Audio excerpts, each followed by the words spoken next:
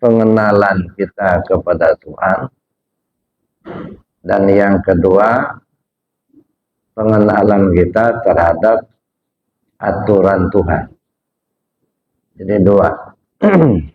Jadi mengetahui tentang Allahnya, yang kedua mengetahui tentang hukum-hukum yang ditetapkan. هل أتى على الإنسان حين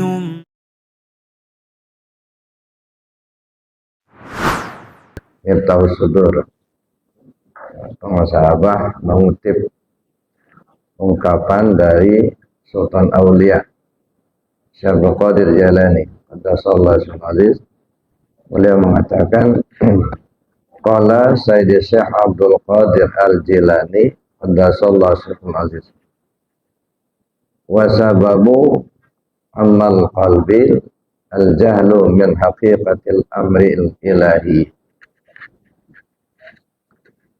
Sultan Aulia Syekh Abdul Qadir Jalani qaddasallahu aziz mengatakan sebab-sebab butanya hati karena kejahilan terhadap hakikat urusan ketuhanan.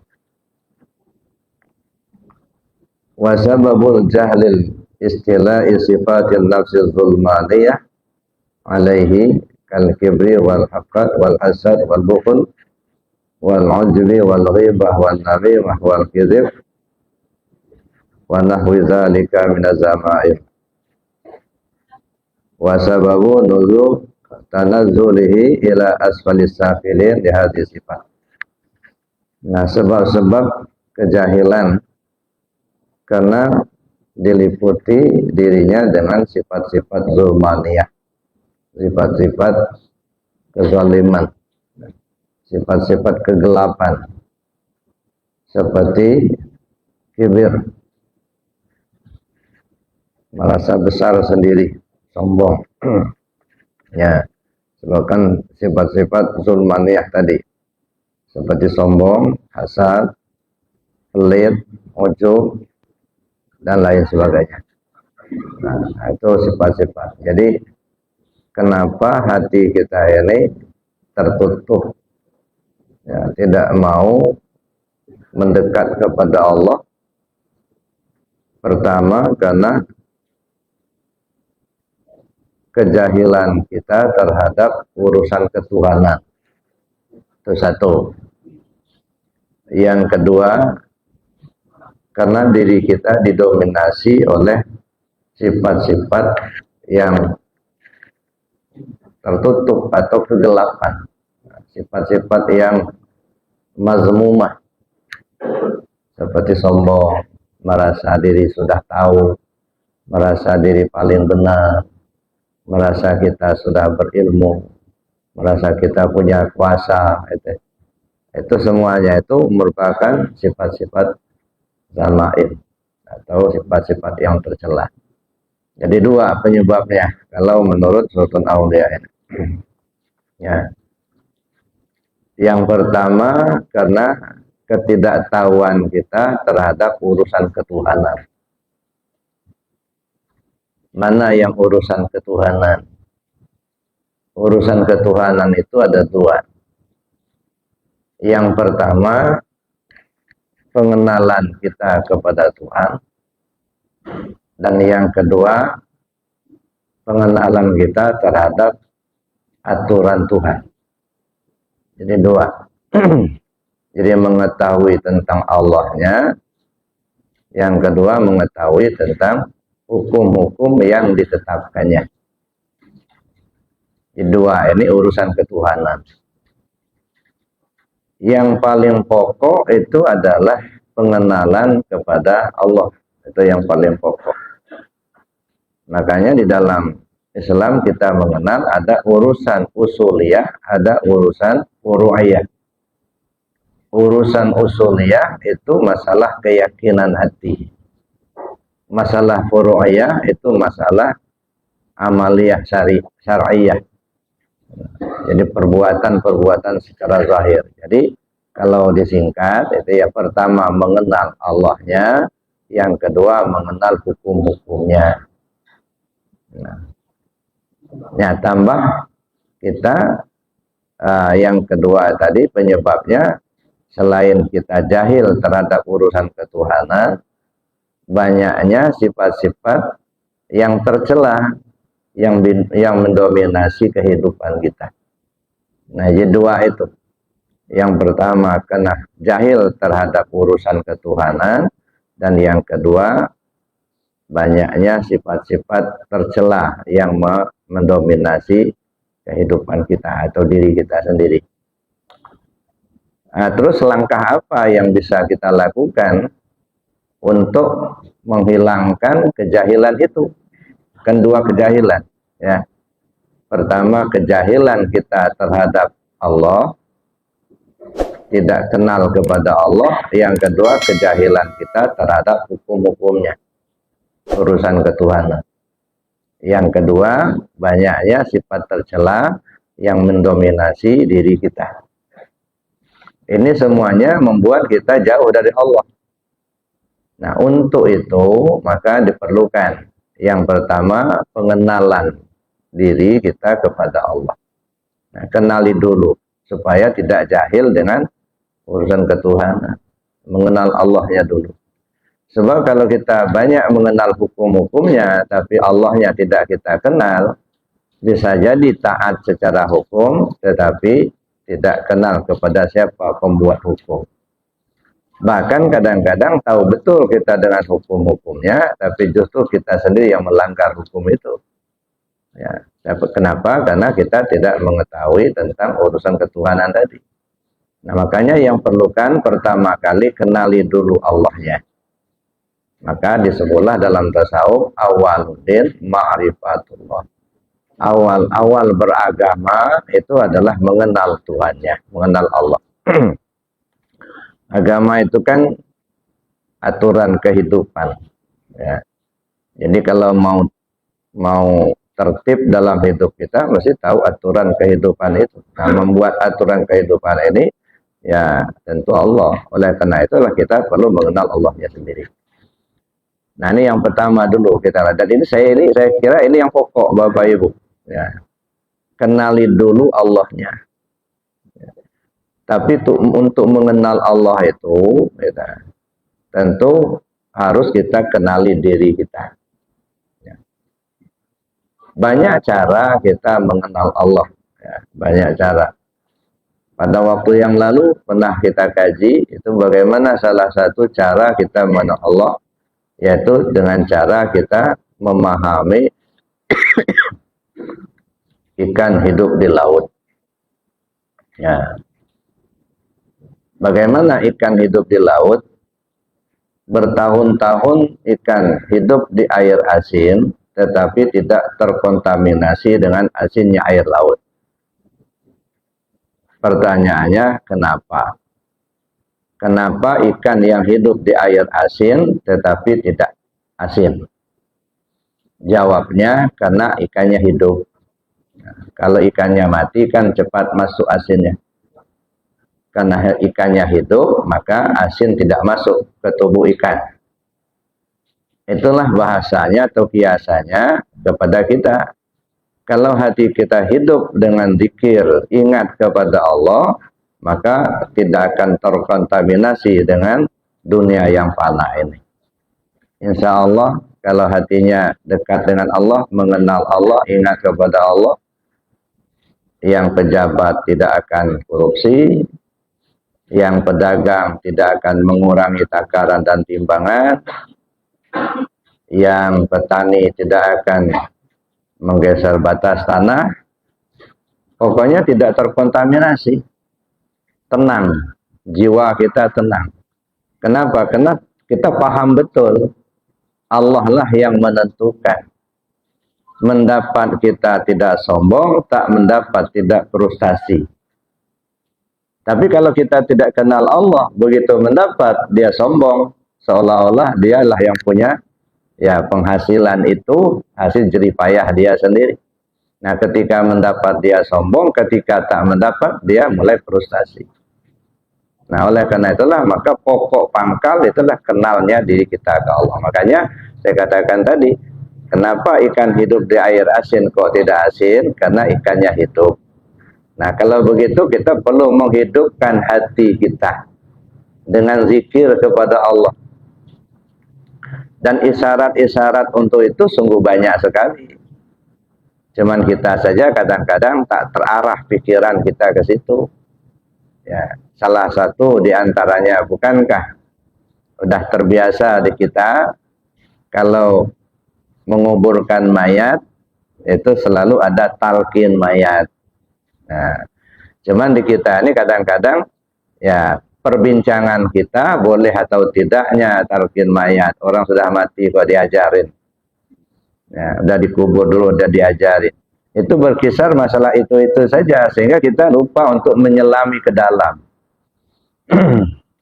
Boleh tidak orang sudah dikubur baru diajarin. Akhirnya ngoceh-ngoceh ke sana sini.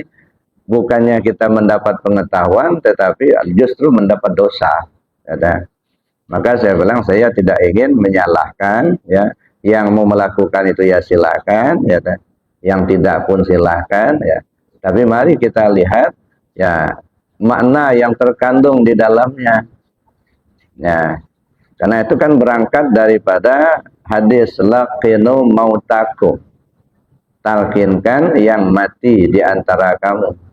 Nah, sehingga syariat memahami pelaksanaan talqin mayat itu ketika sudah dikubur.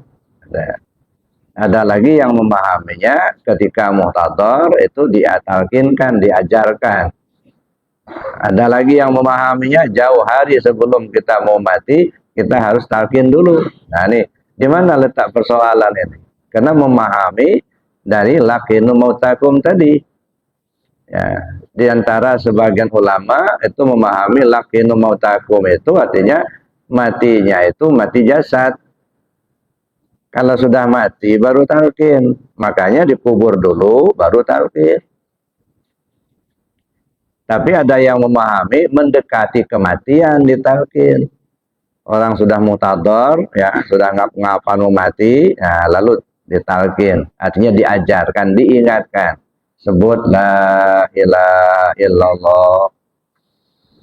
Tetapi sebagian ulama memahami bukan itu, bukan urusan jasad, hati yang mati. Hati yang mati itu apa? Hati yang sudah tak ingat lagi ke Allah. Banyak lupanya ketimbang ingatnya. Ya. Nah, ketika hati kita sudah mati, sudah tak ingat kepada Allah, maka talqinkan, ajarkan. Laqinu mautakum. Terserah kita akan memahami seperti apa, tapi mari kita coba untuk memahami talqin kepada mayat yang sudah dikubur. Ya, ini mayat sudah dikubur, sudah selesai, ya bahkan kembang pun sudah mulai ditaburkan. Ya, akhirnya jamaah yang mengantar jenazah duduk, lalu kemudian ada ustadz yang membacakan talqin mayat. Nah, itu bukan talqin zikir, kalau itu talqin mayat. Mayat yang ditalqin, diajarin. Apa isinya itu? Wahai fulan bin fulan, kalau datang dua orang malaikat kepadamu, janganlah engkau takut. Karena mereka juga hamba Allah. Apabila mereka bertanya kepadamu, siapa Tuhanmu, siapa nabimu, ya, siapa imammu, kemana kiblatmu, siapa saudara-saudaramu. Jadi 5, ya, 5 poin. Ya, siapa Tuhanmu, siapa nabimu, siapa imammu, kemana kiblatmu, dan siapa saudaramu. Jawablah dengan lisan yang fasih, bilisanin fasihin. Jawablah dengan lisan yang fasih. Allah Tuhanku, Muhammad nabiku, Al-Quran imamku, Baitullah kiblatku, kaum muslimin muslimat saudara-saudaraku. Salahkah ini? Saya kira tidak. Ya, kita paling tidak akan mengingatkan orang yang hadir itu. Ya.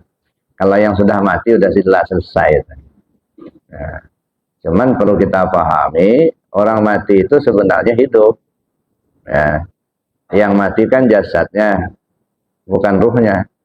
Yang diri kita yang sebenarnya itu ruh kita, bukan jasad. Kalau jasad kita ini casingnya, ya, atau bajunya.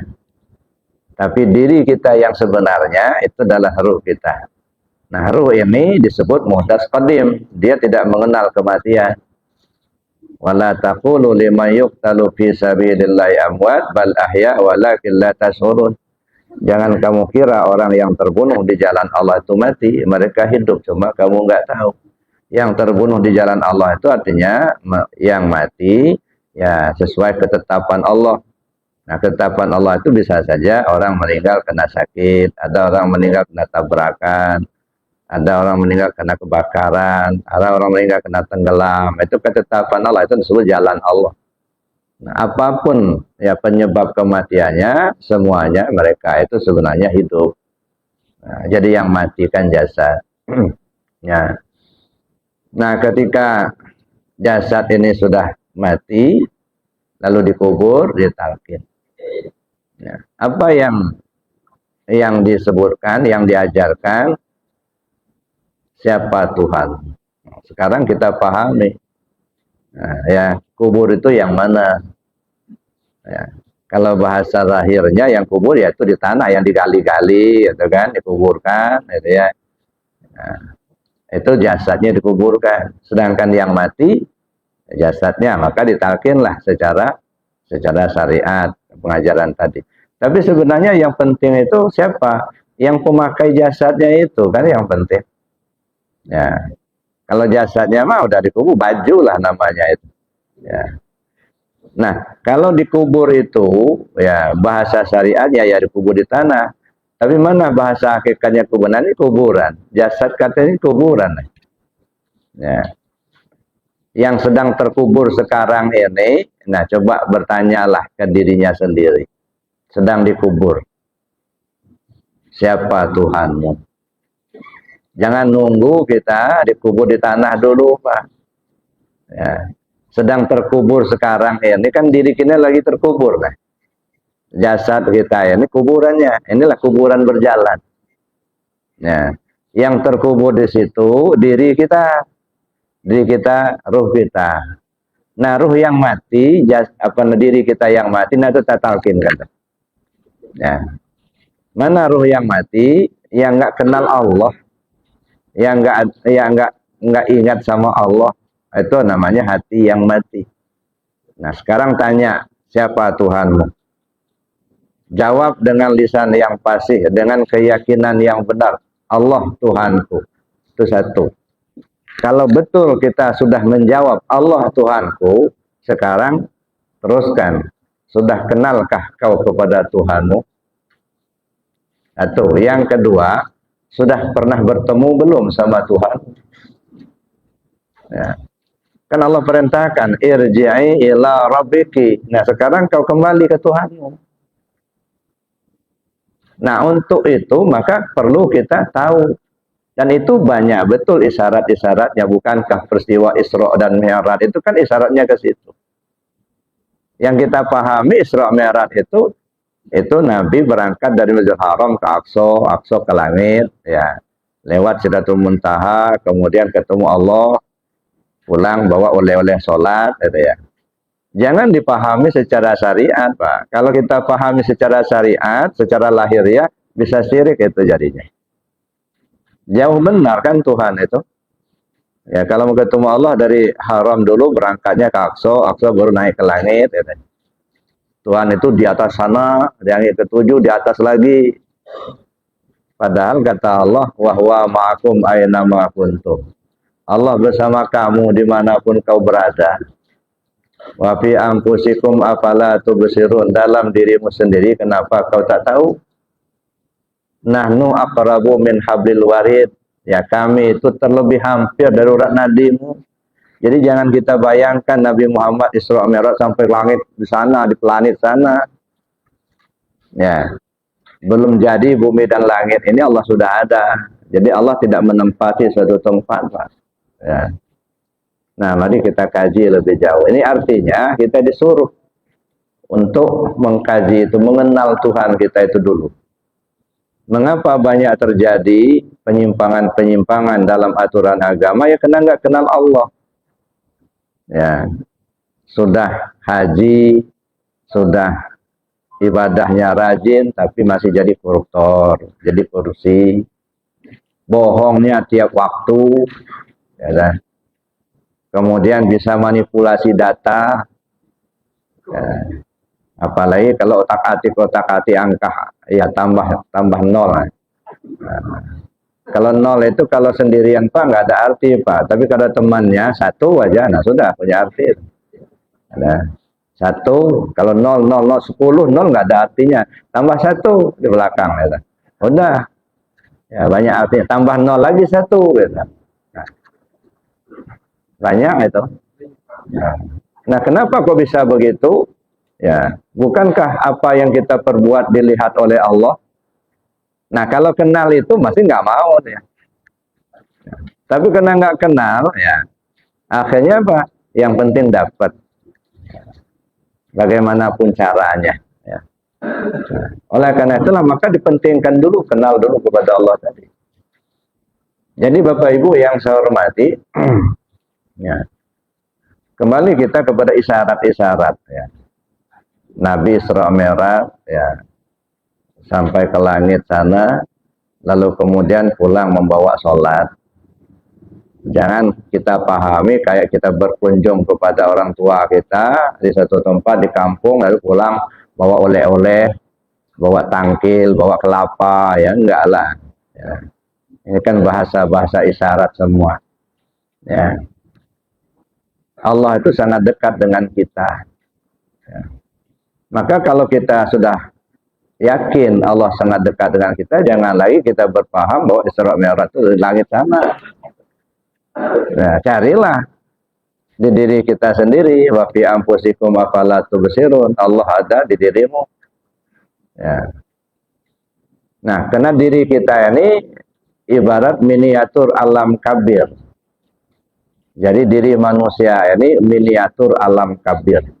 Gambaran dari alam besar itu.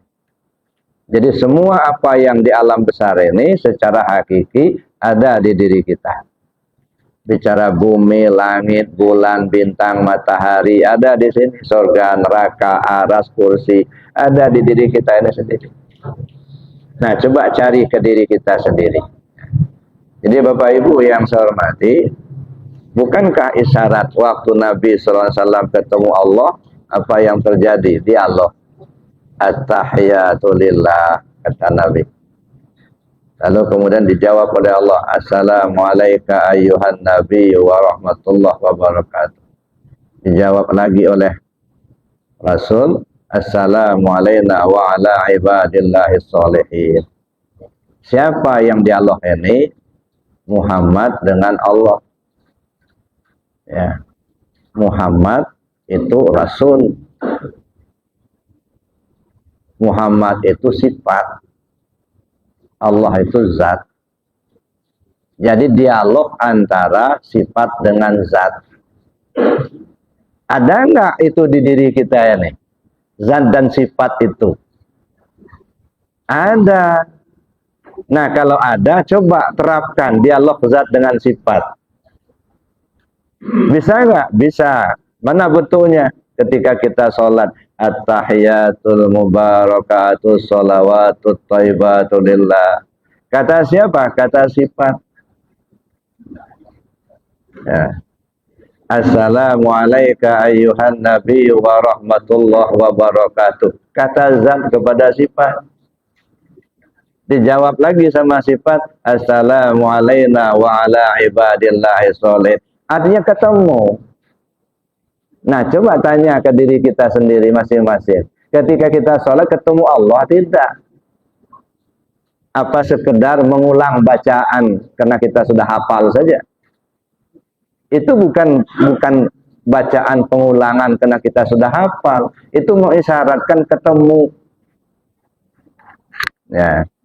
Ini kan kita ini kan baru membaca hafalan. At-tahiyatul mubarakatuh sholawatut thayyibatun lillah. Assalamualaikum ayuhan nabi wa rahmatullah wa barakatuh. Assalamualaikum wa ala ibadillahi sholihin. Itu karena kita sudah hafal. Itu diulang-ulang bacaan itu. Saya kira bukan sekedar itu, Pak. Itu mengisyaratkan dialog zat dan sifat. Dah sampai ke sana. Makanya saya bilang, kalau sholat tidak ketemu Allah, itu hanya sampai ke Aqsa, nggak naik ke langit. Nah, makanya mulai dari takbir kita sholat, ya, ada istilahnya maqam takbir, ada ihram, ada mi'raj, ada munajat, ada tubadil. Mulai dari situ sudah mulai. Begitu sudah tubadil, gitu ya, apa masih merasa kita yang sholat? Kalau masih merasa kita yang sholat, berarti nggak mi'raj. Cuman Isra aja. Tubuhnya yang sholat, ruhnya enggak. Maka jangan heran kalau rajin secara syariat, tetapi perbuatannya banyak menyimpang dari aturan Allah. Padahal sholat itu sendiri kata Allah, tanha anil fahsai wal munkar. Ya, mampu mencegah perbuatan keji dan mungkar. Coba pertanyakan, kenapa kita sudah sering sholat, tapi kok tidak mampu mencegah perbuatan keji dan mungkar itu? Ya. Udah sering kita lakukan sholat, tapi kita masih bohong, kita masih korupsi, kita masih nipu orang, ya, kita masih juga membuli-buli orang lain. Nah, jadi Bapak Ibu yang saya hormati, maka kuncinya itu adalah pengenalan diri kita kepada Allah. Itu. Yang kedua, ya,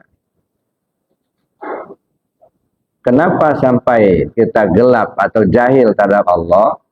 Karena diri kita didominasi oleh sifat yang tercela tadi. Ada sombong, merasa kita yang berkuasa, merasa kita yang hebat, merasa kita yang pintar, merasa kita yang berilmu, merasa kita yang kaya, sehingga orang lain kecil aja kita anggap itu. Nggak boleh. Ya.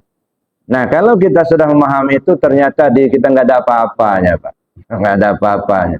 Oh, kaya kita, seberapa banyak kekayaan kita? Ya. Fir'aun itu, Qarun itu kekayaannya 40 ekor onta untuk membawa kunci gudangnya. Itu kunci gudang, bukan membawa hartanya, bukan, kunci gudang. Kita ini kantong dikit aja nggak penuh, nggak? Nah, paling-paling cuma 1 biji kuncinya. Nah, itu pun disumput-sumputkan aja itu. Ya, kadang-kadang nggak punya, nggak itu. Ya.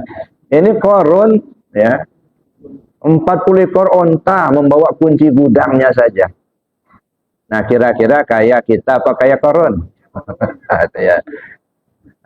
Jadi tidak boleh kita merasa sombong karena kita banyak harta, enggak. Seberapa banyak harta kita? Oh, kita berilmu, seberapa banyak ilmu kita? Nah, semuanya milik Allah, gampang sekali Pak kalau Allah akan ngambil, nggak susah-susah nggak. Itu kota terindah kelima di dunia katanya Los Angeles. 2 hari habis Pak.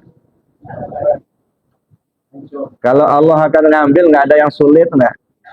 Tentara Allah tuh banyak, angin, api, air, itu ya. Nah, oleh karena itulah maka ya sifat-sifat yang mazmumah, yang tercela, yang mendominasi diri kita itu yang membuat tertutup. Nah, sekarang kita belajar untuk membuang itu. Bagaimana cara membuang kegelapan itu? Ya, kegelapan karena kita tidak tahu tentang urusan ketuhanan, kegelapan karena didominasi oleh sifat-sifat yang tercela. Nah, untuk membuang ya kejahilan kita terhadap ketuhanan, maka perlu kita mengkaji diri. Itu jalannya. Ya, mengkaji diri. Maka saya bilang keliling dunia cari Tuhan nggak akan bakal ketemu. Ya. Tapi carilah di diri kita masing-masing. Wa fi anfusikum afala tubsirun. Dalam dirimu kenapa kamu tidak lihat? Bagaimana kita mengkaji diri? Banyak jalan, Bapak Ibu. Nah, coba kita renungkan dulu. Ya. Siapa diri kita ini yang sebenarnya? Dari mana kita berasal? Oh, sekarang kita ini hidup. Hidup itu dari mana? Hayat Allah. Yang punya kita yang mana? Kita ini hidup. Hidup itu dari mana kita dapat hidup ini? Allah yang ngasih. Kalau begitu punya Allah, bukan punya kita. Oh, sekarang kita melihat kita sekarang ini punya siapa, dari mana kita dapat. Kita nggak pernah bikin, nggak pernah beli, tiba-tiba kita sudah melihat aja. Ya, dapat dari mana kita melihat ini? Oh, ternyata itu basor ya Allah. Yang punya kamu mana? Nggak ada. Oh, kita sekarang mendengar. Mendengar kita sekarang dari mana kita dapat? Ya, pernahkah kita bikin supaya kita bisa mendengar? Enggak juga. Pernahkah kita beli, bentuknya kayak apa pendengaran kita itu? Enggak tahu juga. Tiba-tiba kita sudah mendengar aja. Kalau begitu dari mana kau dapat? Dari Allah. Kalau begitu benar punya siapa? Punya Allah. Yang punya kamu yang mana? Masya Allah, Bapak Ibu. Kalau kita terus, rupanya kita nggak punya apa-apa. Ya. Mendengar kita samanya Allah. Melihat kita basornya Allah. Hidup kita hayatnya Allah. Semuanya punya Dia. Ya, nah, setelah kita memahami itu punya Dia semua, barulah kita sadar. Ya, bahwa kita enggak punya apa-apa. La haula wala quwata illa billah. Itu yang lengket ke diri kita saja. Belum lagi yang diberikan Allah sebagai mainan hidup. Ya, kalau saya ibaratkan kita ini kan hidup nunggu mati, Pak. Iya. Cuman supaya jangan bosan kita nunggu mati dikasih mainan. Kalau nggak ada mainan bosan, Pak, kapan matinya? Ya. Nah, dikasih mainan, kasih istri, kasih anak, kasih jabatan, dikasih mobil, dikasih kebun, dikasih sawah. Oh, ini mainan semua itu. Ya. Cuman jangan sampai kita ibarat anak kecil, ya. Coba anak kecil seperti ini, cucu saya yang masih kecil, dibelikan mainan di pasar, ya, umpamanya mobil-mobilan yang pakai remote itu, senangnya bukan main-main. Coba lagi senang dia main-main, ambil mobilnya, pasti nangis. Dia nggak mau tahu siapa yang beli, siapa yang ambil. Yang dia tahu mainan saya diambil. Nah, jangan sampai kita seperti anak kecil. Kita sadar betul apa yang ada pada kita itu mainan. Allah yang ngasih. Kasih jabatan, itu mainan. Nunggu supaya jangan bosan. Dikasih duit, dikasih harta, dikasih suami atau istri, dikasih anak. Semua ibarat mainan dalam kehidupan. Jangan sampai mainan itu membuat kita terlena kemana arah tujuan hidup ini. Ya. Ini kan kadang-kadang kita terlena, Pak. Seolah kalau jabatan itulah tujuan akhir supaya dapat jabatan. Nggak tahunya cuma hanya berapa tahun aja selesai. Ya, begitu kita dapat jabatan yang dihormati orang, ada sopir datang kita disambut tas, lagi ngejabat. Besok kalau sudah pensiun, udah tengok orang lagi, Pak. Ya. Jangan sampai stres pula itu nanti. Ya. Bapak Ibu yang saya hormati. Nah, di sini kita paham betul bahwa diri kita ini sebenarnya la haula wala quwata illa billah. Tak ada daya, tak ada upaya. Nah, tapi kenapa kita dipilih oleh Allah untuk turun ke bumi? Kan dulu kan ada perlombaan dulu, Pak. Nah, siapa yang menang, dia yang masuk. Bahkan katanya itu jutaan itu ya, yang mau masuk bertempur, ya, berlari sama-sama itu. Cuman satu yang menang. Nah, yang satu itulah yang jadi. Alhamdulillah kita terpilih, Pak, sehingga jadilah kita turun ke bumi. Kawan-kawan kita dulu yang main sama-sama yang jutaan itu dimakan semut. Masya Allah. Ya. Jadi oleh karena itulah, kenapa kok Allah turunkan kita ke bumi? Kenapa kok Allah turunkan kita sampai terpilih kita jadi janin, kemudian hiduplah kita di bumi ini. Khalaqal mauta wal hayat liyabluwakum ayyukum ahsanu amala. Allah ciptakan yang mati dan yang hidup karena Allah akan menguji kamu siapa di antara kamu yang terbaik amalnya. Jadi kehadiran kita di dunia ini menempuh ujian. Nah, ujian ini soalnya banyak, Pak. Ya, ada kadang-kadang yang menyenangkan, yang gampang ngejawabnya lah. Ya, duit banyak, rumah mewah, jabatan empuk, kan gampang jawabnya itu. Enak kan? Ada soal yang susah.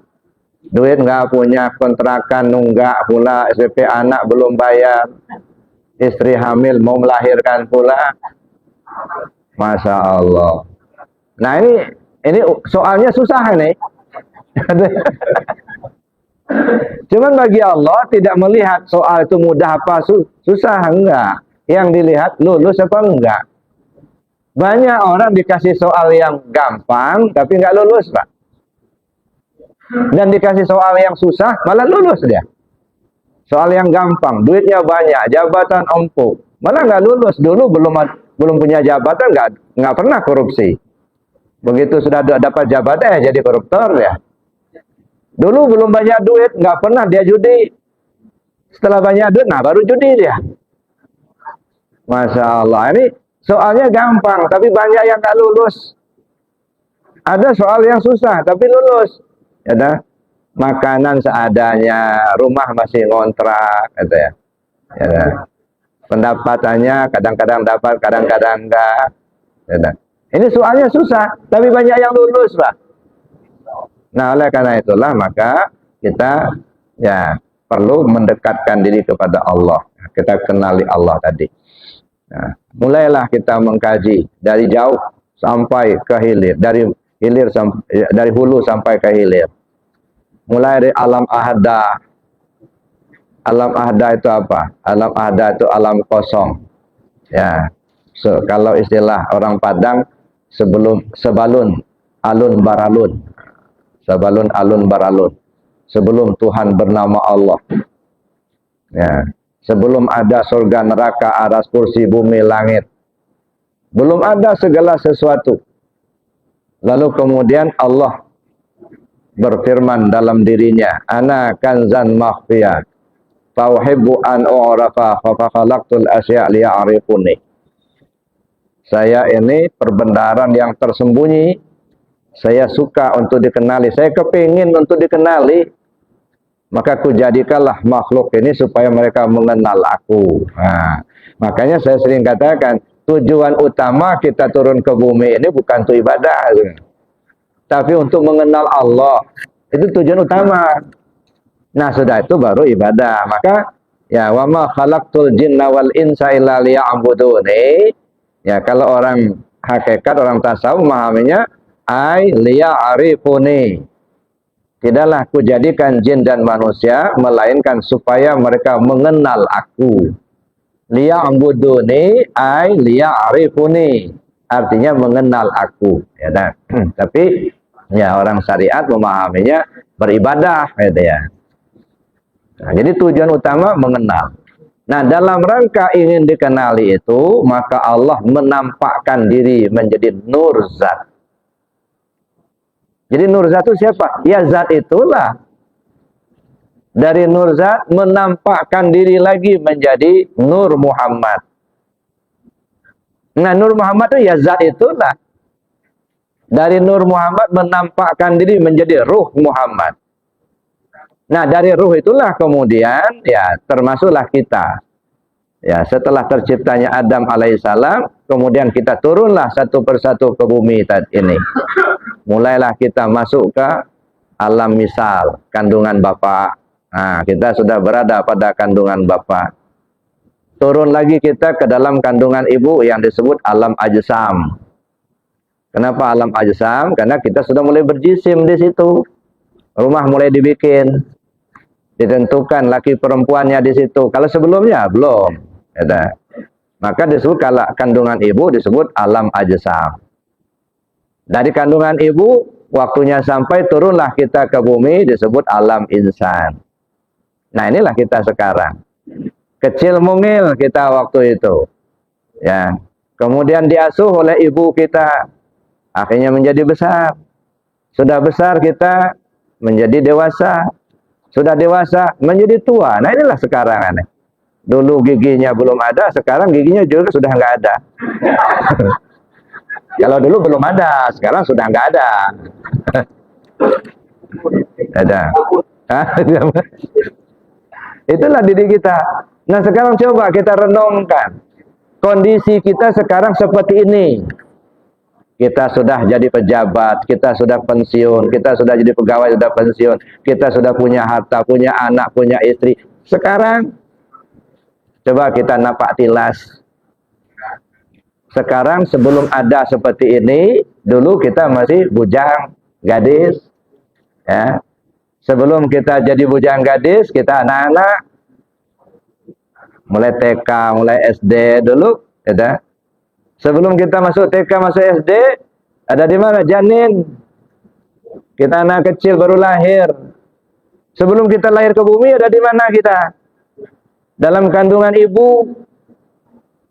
Sebelum masuk kandungan ibu, ada di mana kita? Dalam kandungan bapak. Sebelum masuk kandungan bapak, ada di mana kita? Alam ruh. Sebelum kita jadi ruh, ada di mana kita? Nur Muhammad. Sebelum menjadi Nur Muhammad, ada di mana kita? Nur Zat Allah. Maka ke sana arahnya kita kembali. Zahir batinku terbit daripada Nur Muhammad, Nur Muhammad terbit daripada Nur Zat Allah. Jadi kembali ke sana, jangan kembali ke air, api, angin, tanah, Pak. Makan cacing nanti. Kembalinya kepada Nur Zat Allah. Ya. Nah, kalau bisa kita kembali ke situ, ke alam asal kita. Tapi nggak banyak yang bisa kembali. Walaupun sebenarnya kita harus kembali ke situ. Maka disebutlah tersiksa, masuk neraka. Kenapa? Ya nggak bisa balik. Tujuan kita ini bagaimana kembali ke asal. Maka saya katakan tadi, zahir batinku terbit daripada Nur Muhammad, Nur Muhammad terbit daripada Nur Zat Allah. Jadi kembalinya kepada Nur Zat Allah, jangan kembali kepada air, api, angin, tanah. Tapi kan jasad kita air, api, angin, tanah. Iya benar, tapi tanah asalnya dari mana? Air itu dari mana? Jangan berhenti di tengah. Angin itu dari mana? Angin nurani, tanah nurani, api nurani, air nurani. Nurani, nur mana? Nur Muhammad. Naik ke atas, Pak. Kalau berhenti ke tanah yang digali, dibikin bata sama kawan nanti. Tanah nurani, air nurani, api nurani, air nurani. Nurani nur mana? Nur Muhammad. Bisa enggak kita kembali ke sana? Itu yang harus kita usahakan. Maka dari dulu saya bilang, sudahlah Pak, enggak usah kita terobsesi dengan pahala sama surga. Itu sudah janji Allah, sudah enggak usah kita minta pasti dikasih. Tugas kita sekarang ini kembali ke asal. Inna lillahi wa inna ilaihi raji'un. Dari Allah pulang ke Allah. Cuman kita ini kadang-kadang tertutup, Pak, ya. Nih, dulu pernah sering saya sampaikan. Ini kan baju, Pak. Baju ini kan banyak modelnya. Ada baju koko, ada baju piyama, ada baju kemeja, ada baju jubah, baju semua. Ya, ukurannya macam-macam sesuai dengan badannya lah. Ya, tapi jangan terobsesi hanya ngeliat baju, Pak. Baju itu dari kain. Hilanglah bajunya, pandangan kita ke baju yang terlihat kain. Nah, kita lihat kain aja lah. Kain itu dari benang. Benang itu dari kapas. Udah lihat kapas. Kapas dipintal menjadi benang, benang ditenun menjadi kain. Kain dijahit menjadi baju. Sebenarnya baju itu ya kapas itulah. Cuman kita ini tidak lagi melihat kapas, yang kita lihat cuma bajunya aja. Nah, di sini kelemahan kita. Hanya melihat apa yang terpandang.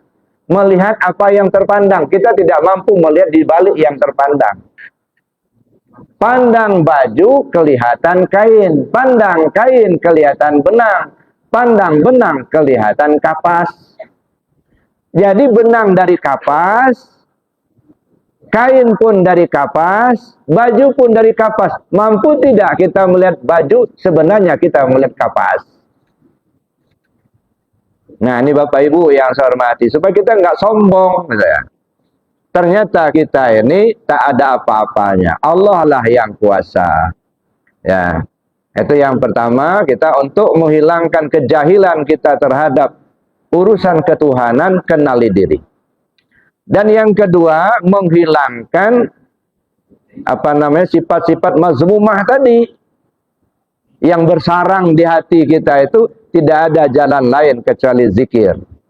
Likulli syai'in siqalah wa siqalatul qalbi zikrullah. Segala sesuatu ada alat pembersih hati, zikir kepada Allah. Maka saya katakan, kalau orang yang nggak senang zikir, berarti masih senang, hatinya kotor. Lagian kita yang sudah sering zikir aja masih kotor juga. Apalagi memang nggak mau zikir, anti zikir. Ya. Jadi Bapak Ibu yang saya hormati, jadi kita belajar zikir itu untuk membersihkan hati, membuang sifat-sifat mazmumah tadi, sifat-sifat yang tercela. Ya, mudah-mudahan dengan kita berzikir sudah mulai berkurang sombongnya, gitu ya. Kalaupun belum habis sama sekali berkurang lah, gitu ya. Nah, kalaupun misalnya iri, dengki, hasutnya sudah mulai mengurang. Nah, mudah-mudahan sampai hilang semua. Nah, kalau sudah hilang semua, tenang Pak. Kita tadi nggak tenang kan? Kenapa? Karena dipenuhi dengan sifat mazmumah tadi. Penuh hati kita dengan sifat-sifat yang tercela. Oleh karena itu kita singkirkan sedikit demi sedikit. Bagaimana cara menyingkirkannya? Pakai zikir. La ilaha illallah. Nah, makanya jangan ragu-ragu zikir la ilaha illallah itu. Ya. Jangan takut-takut, jangan malu-malu. Itu perintah Rasul. Jaddidu imanakum bikasrati qawli la ilaha illallah. Perbarui imanmu dengan banyak nyebut la ilaha illallah. Gemuruhkan setiap masjid zikir la ilaha illallah. Ya. Karena Rasul sendiri yang perintah, ya. Jaddidu imanakum bikasrati qawli la ilaha illallah. Nah, tapi kemudian setelah kita biasa zikir dengan kalimat la ilaha illallah, jangan berhenti di kalimat. Kita telusuri lagi lebih jauh, ya dah. Nah, supaya kita masuk ke isi kalimat. Sebab bukan kalimat la ilaha illallahnya yang memasukkan kita ke surga, Pak. Penyerahan kita kepada Allah melalui kalimat la ilaha illallah. Nah, itu oleh karena itulah maka kita perlu masuk kepada isi kalimat. Nah, sedikit-sedikit kita mulai kaji. Mana isi kalimat la ilaha illallah itu? Jadi kita tidak lagi duduk di kalimat, tapi duduk di isi kalimat. Nah, di sini perlunya kajian-kajian yang lebih jauh. Nah, kesimpulan Bapak Ibu, ya, kenapa orang tidak mengenal Allah, hatinya buta tentang kebenaran? Ya, karena tidak mengenal Allah. Satu, yang kedua, karena diliputi oleh sifat-sifat yang tercela. Nah, bagaimana upaya yang harus kita lakukan? Untuk kita bisa mengenal Allah, kenalilah diri. Satu. Yang kedua, hilangkan sifat mazmumah tadi dengan banyak berzikir kepada Allah. Nah, saya pesan dan kita berusaha untuk sama-sama ya membiasakan. Ya. Kita sudah lanjut usia, ya, kalau diibaratkan jamaah sholat kayaknya sudah jamaah asar semua. Ya. Sudah jamaah asar semua. Ya, sekarang jam berapa ya sekarang? Jam 4.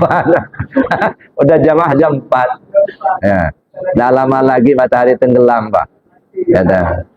Nah, oleh karena itu saya pesan untuk diri saya, ya. Mudah-mudahan Bapak juga bisa ngikut, gitu ya.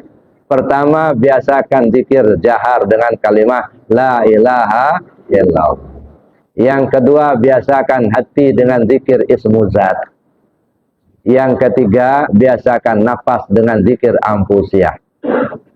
Karena ini alat kendaraan yang akan ditompangin.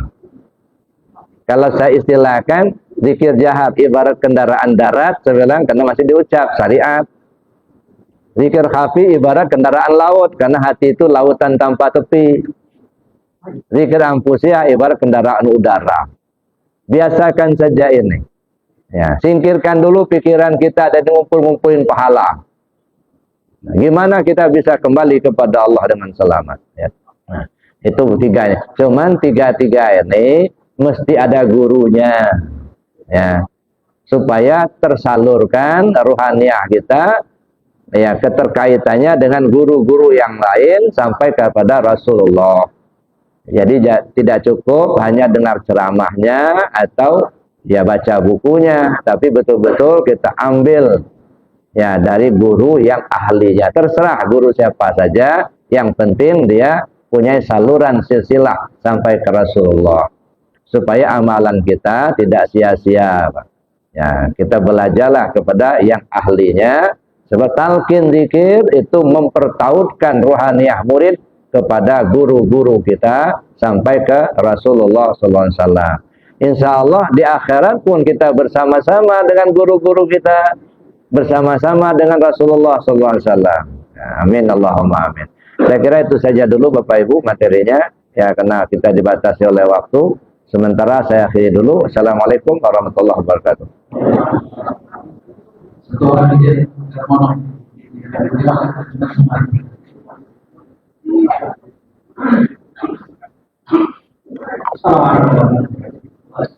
Assalamualaikum. Ya, kalau ada orang yang bukan kafir itu ada yang mengatakan kita mau menikah, tapi yang kedua ketika dia sedang tidak pertanyaannya adalah seandainya yang kedua itu cara boleh dicapai ketika sedang menikah, orang bisa mencari siapa yang apakah mereka bisa?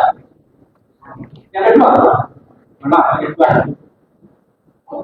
kalau yang dinamakan Bani Israil itu yang kita kenal dari Yahudi Nasrani, artinya keturunan Israel itu Nabi Yakub. Setahu saya. Pertanyaannya adalah, bisakah umat Muhammad sebagai Bani Israil kakak dengan Israel? Terima kasih. Assalamualaikum. Waalaikumsalam warahmatullahi wabarakatuh. Talqin itu kan bahasa Arab. Ya. Kalau dicela dari segi bahasa, diajar. Nah, tapi yang mengajar itu tentu yang bisa ngajar. Ya. Nah, kalau secara bahasanya seperti talqin mayat, silakan saja yang bisa dia mengajarkan, nanti bisa dia menyampaikan. Nah, begitu juga talqin dalam artian mengingatkan orang yang mutadar dan kalimah la ilaha illallah. Ya. Tetapi yang dimasukkan talqin dalam konteks kajian tarekat itu adalah talqin dari orang yang ahlu talqin. Jadi tidak semua orang bisa mentalqin. Kenapa? Karena yang tercantol ke silsilah di atas. Ya. Misalnya kita tahu kalimat la ilallah, apakah kita sudah bisa mengajarkan? Mengajarkannya mungkin bisa, tapi kira-kira tersambung dengan silsilah yang lain di atas sampai ke Rasulullah. Nah, jadi oleh karena itu ya mentalkin zikir itu ya tentu dari yang ahlu talqin. Ya, jadi bukan pengertian bahasanya, tapi pengertian hakikatnya, tarekatnya. Itu artinya talqin zikir mempertautkan rohaniyah murid kepada guru-guru yang di atas. Itu masalah talqin. Bisa saja kita talqin ya dalam pengertian pengajaran, ya kan? Tapi talqin dalam pengertian mempertautkan rohaniyah murid kepada guru, ya cukup sekali aja. Dan kepada yang ahli talqin. Ya kalau misalnya bukan kepada ahli talqin, bisa saja dia mengajar, tapi mungkin tidak tersangkut. Bapak bisa ngajar orang sampai bisa baca tulis. Tapi kan Bapak nggak buka sekolah, nggak bisa ngasih ijazah, Pak. Kalaupun Bapak train kan, dapat ijazah nggak dihargai orang. Nah, jadi artinya belajar kita kepada yang ahli talqin. Ya, artinya yang silsilah tersambung. Inilah satu hal yang perlu kita perhatikan. Ketika kita mengamalkan zikir itu harus tersambung silsilahnya, sanadnya. Bapak ngamalkan ngambilnya dari mana? Dari si A, dari si B. Si B ngambilnya dari mana? Si C ngambil dari mana? Dari si D. Terus sampai ke Rasulullah. Jadi jangan berhenti di tengah. Ya, ini salah satu hal yang perlu kita perhatikan ketika kita belajar tarekat. Jangan kita belajar tarekat dari orang yang bukan ahlinya, nggak nyambung nanti. Ya, mungkin saja ya benar ajarannya, cuman silsilahnya tidak tersambung. Ya. Nah, kalau tidak tersambung silsilahnya, khawatirnya itu rawan perubahan-perubahan, ya sehingga ya tidak berkenaan dengan amaliyah tarekat ya. Itu yang pertama. Dan yang kedua tadi apa? Istilah Bani Israil tadi Muhammad. Apakah bisa disebut Bani Israil? Iya, itu kan Bani, itu kan kena turunan, Pak. Ya. Kalau mau disebut jangan ke Israel aja, ke Adam, Pak. Kita ini anak Adam semua. Ya. Kalau sudah Bani itu lain lagi. Ya, keturunan si Anu. Misalnya Bapak orang mana? Orang Semendo. Keturunan Semendo, bukan keturunan Lampung. Misal begitu. Itu sudah keturunan. Ya, keturunan itu karena dia anaknya si Anu, anaknya si B, si C gitu. Tapi kalau mau diglobalkan, kita ini anak Adam semua. Nah, kalau Nabi Muhammad kan ya dari Ismail alaihissalam. Nah, itu turunnya Nabi Ismail. Nah, jadi nanti kita lihat sejarahnya mulai dari Adam sampai kepada Nabi Sis, kemudian ada berapa orang yang kemudian ya menurunkan para nabi. Nah, saya kira Nabi Muhammad itu bukan Bani Israel, Pak, karena turunnya dari Nabi Ismail alaihissalam, Nabi Ibrahim. Saya kira demikian. Baik Bapak Ibu, kita tutup dengan doa dan kafarat majelis. Bismillahirrahmanirrahim.